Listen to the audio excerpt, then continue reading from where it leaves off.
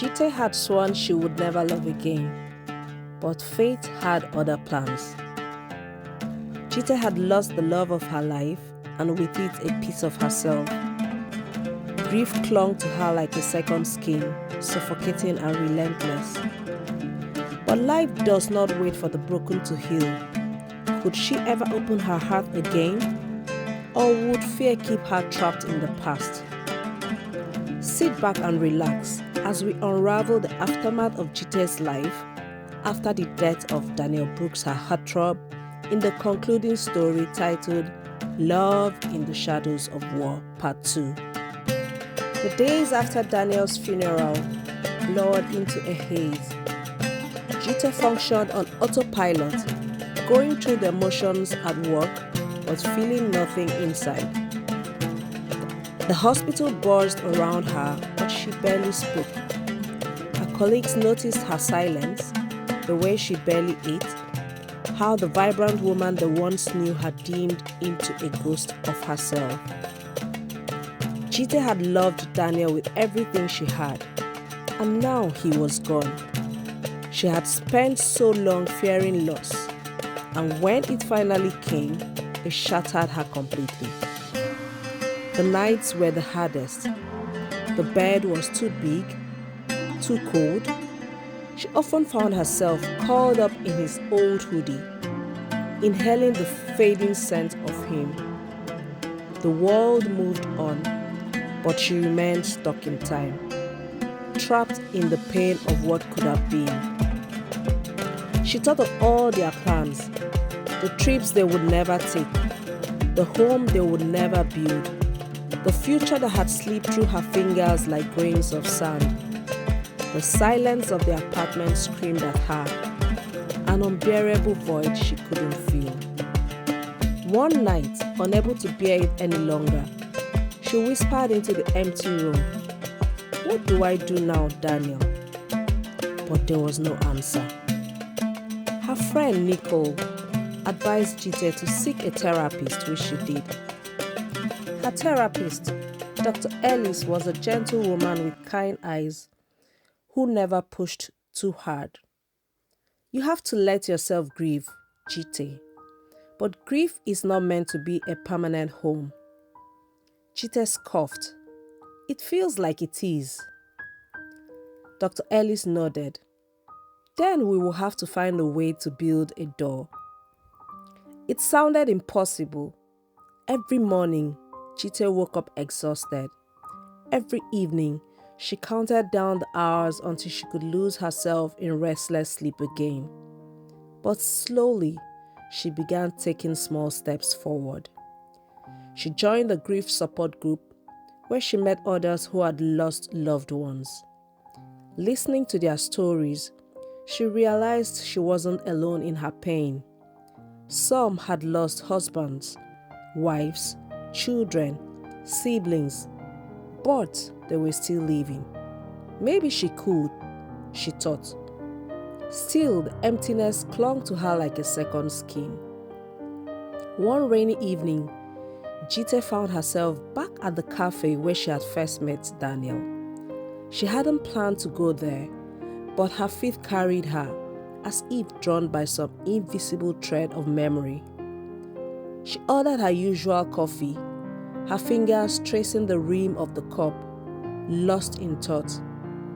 That's when she heard a deep voice beside her. "Mind if I sit here?" She looked up and saw a well-built man, tall, broad-shouldered, bald-headed with dark piercing eyes. He wasn't Daniel. No one could ever be Daniel. But there was something steady about him, a quiet presence that didn't demand, only existed. "Sure," she said, surprised at herself. He sat down, his gaze flickering to her tear-streaked face, but saying nothing about it. Instead, he stirred his coffee. "I come here when I need to think." Jite smiled. They didn't talk much that night, just sat in companionable silence. When she left, she realized she didn't even know his name. Over the next few weeks, Jite found herself running into the stranger often. His name was Ryan. He was a firefighter, a man who had seen his fair share of loss. "I know what it's like to lose someone you love," he admitted one evening. "It doesn't get easier, but you learn to carry it differently." She listened, intrigued by the way he spoke about pain, not as something to escape, but as something to live with. She wasn't ready for anything beyond friendship, and Ryan never pushed. He was just there, patient, understanding, a steady presence in her chaotic world. Then one night, she dreamed of Daniel, but instead of sadness, she felt warmth. He was smiling at her, his eyes filled with love. "Leave, Jite," he whispered. "It's okay." She woke up crying, but for the first time, it wasn't from pain. It was from something else, something lighter, which I would call hope. Ryan invited Jite to a firefighters' charity event, and she hesitated. Stepping into his world felt like stepping further away from Daniel's. But nevertheless, she went. That night, she saw Ryan in a new light. How he laughed, how he was surrounded by people who respected him. But she also saw the weight he carried. He took her to a quiet corner and told her about the worst fire he had ever fought. A family trapped inside. How he couldn't save them all. "I see their faces at night every day," he admitted. Jite, for the first time, didn't feel alone in her grief. After mustering some courage one afternoon, while sorting through Daniel's belongings, Jite found a letter tucked inside an old book. It was from Daniel, written months before he had died. He had also been sick, she realized. He had known that, but never told her because it was not a terminal illness. "If you're reading this, it means you're still here. And I need you to do something for me, Jite. Live, love, be happy when I'm gone." She clutched the letter to her chest, sobbing. For several weeks thereafter, Ryan asked Jite out on a date and she kept on declining his offer. One evening, he met her at the cafe again and offered to walk her down to the apartment. Just before saying goodnight, Ryan held her hands, looked deeply and passionately into the eyes of her soul, and politely asked for a date again. Ryan said, "Jite, I just want to be friends with you. I like you and want to really get to know you." Jite panicked. She pulled away from Ryan, shutting him out.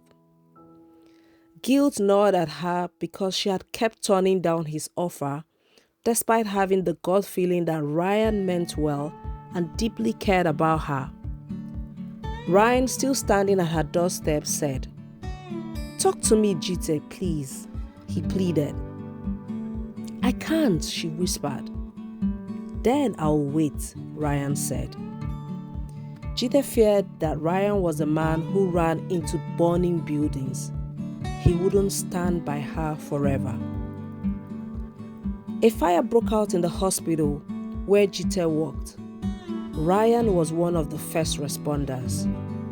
Jite stood outside, her heart pounding as she watched him run into the flames. When he emerged, covered in soot, she ran to him. Without thinking, she threw her arms around him. And for the first time, she didn't feel guilty. One day, during her final therapy sessions, Jite sat in Dr. Ellie's office and said, "I think I'm ready," she admitted. "To love again?" Dr. Ellis asked her. Jite nodded. "Yeah, to let go of the fear."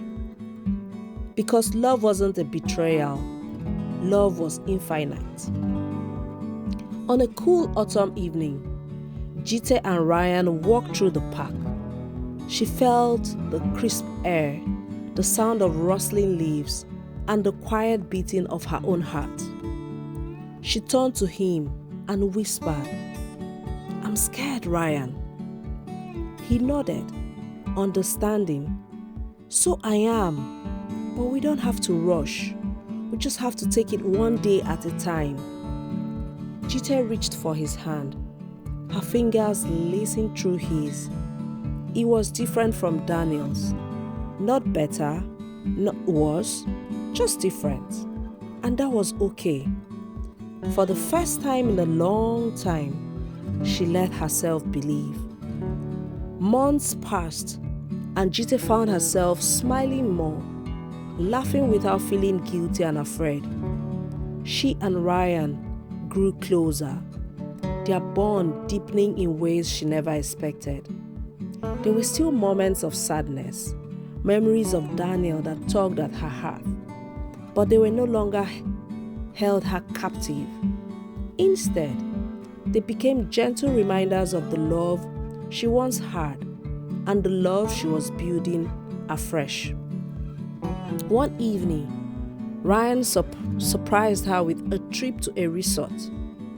"I wanted to take you somewhere peaceful," he said. The air was crisp, the sky painted in hues of orange and pink. They sat by the water, their hands entwined, listening to the soft lapping of the waves. "Jite," Ryan whispered, turning to her, "I don't want to rush you, but I want you to know something. I love you, and I'll always choose you, no matter how long it takes for you to be ready." Tears welled in her eyes, but they weren't from sadness. They were from overwhelming gratitude. Love had found her again, not in the way she expected, but in the way she needed. She took a deep breath and whispered, "I love you too." Ryan pulled her into his arms, holding her tightly. She realized in that moment that love didn't replace what was lost. It expanded, making room for new beginnings. A year later, on a beautiful spring afternoon, Ryan proposed, not with impressive gestures or elaborate speeches, but with a quiet, heartfelt promise. "I know life is uncertain," he said, "but if there's one thing I'm sure of, it's you." Jite smiled, feeling the warmth of his love settle deep in her soul. "Yes," she whispered, 1,000 times yes. As they embraced, she knew Daniel would have been happy for her. She carried his love with her, always. But now she was ready to step into a future filled with hope, joy, and a love that felt like home.